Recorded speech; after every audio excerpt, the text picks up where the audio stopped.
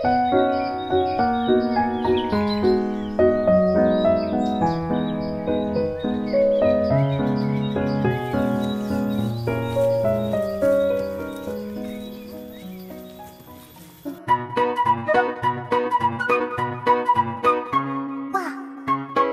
few moments later.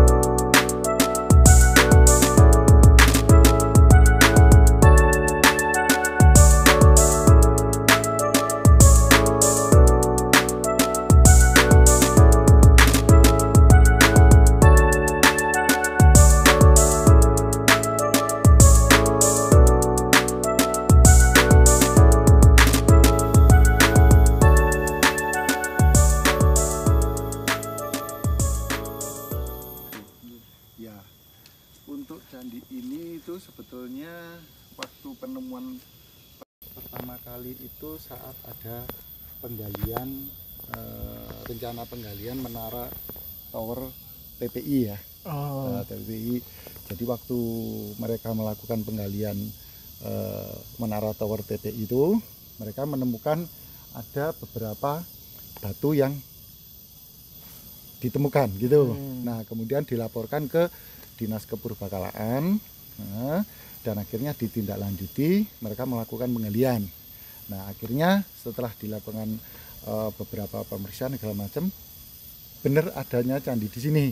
Itu candi. Nah, candi ini akhirnya kan dipugar, istilahnya dipugar, terus kemudian sama Dinas Kepurbakalaan dilakukan pemugaran, terus pembuat tempat pemagaran supaya bisa dijadikan taman atau tempat cagar budaya gitu. Ceritanya salah satunya seperti itu gitu. Gitu. Lalu juga kayak saya tuh melihat ada beberapa sumber yang menyebutkan bahwa candi ini tuh lebih tua dari Borobudur sama Prambanan. Nah, itu benar boten nggih? Ya. Kalau dari sisi umur tua candi itu kan harus melakukan penelitian lebih dalam ya. Kami sendiri juga belum berani menyimpulkan apakah candi ini lebih tua dari Candi Borobudur atau candi sekitarnya. Jadi beberapa rumor memang mengatakan bahwa candi ini lebih tua dari Candi Borobudur atau segala macam. Tetapi dengan kajian ilmiah harus dibuktikan dengan kajian ilmiah juga. Gitu. Apakah itu benar atau tidak, dan itu ya maaf kami belum dapat informasi lebih jauh gitu. Karena dari struktur candi mungkin ya, dari struktur candi atau bentuk candi seperti yang terbaca di situ itu memang beberapa mengatakan lebih tua gitu dari Candi Borobudur. Borobudur tua, ini lebih tua. Tetapi secara real kebenarannya kan harus diuji ya, secara ilmiah dan dari historical juga. Tapi kami belum berani menyimpulkan bahwa candi ini lebih tua dari Candi Borobudur. Seperti itu. Ya. Terus kalau misalkan boleh tahu nih, candi ini kan bercorak Hindu ya, Hindu Siwa. Nah, itu kira-kira dibangun pada saat kerajaan apa, Pak? Ya, untuk kerajaan ini saya sih sebenarnya kurang paham banget ya, karena kan saya tidak terlalu mendalami untuk hal yang seperti itu.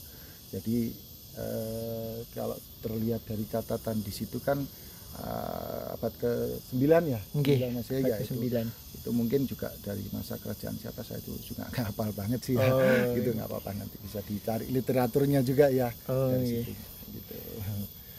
Kira-kira setelah ditemukannya candi ini mau ada rencana lagi nggak untuk penggalian lebih lanjut? Siapa tahu masih ada bagian-bagian candi yang terkubur gitu. Dalam tanah.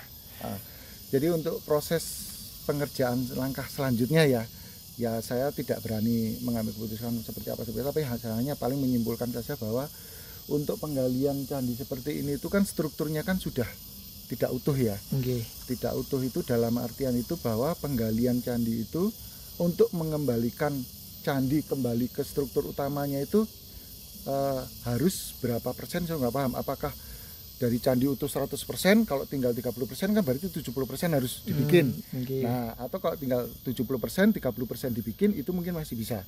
Tapi kalau mungkin terlalu banyak yang harus dibikin, istilahnya jadi replika dan segala macam, ya itu mungkin ada pertimbangan tersendiri dari Dinas Keperbakalaan, apakah ini mau dilanjutkan apa tidak.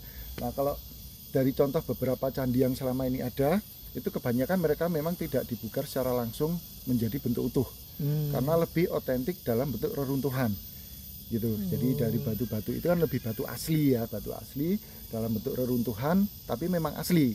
Tapi kalau memang mau direplika, nah itu kan ya perizinan, pengurusan, terus kemudian penelitian dari sisi historical dan segala macam kan harus divalidkan. Jangan sampai reruntuhan itu bentuk aslinya seperti ini, begitu direplika berubah. Nah itu kan akan membuat ya rancu lah gitu.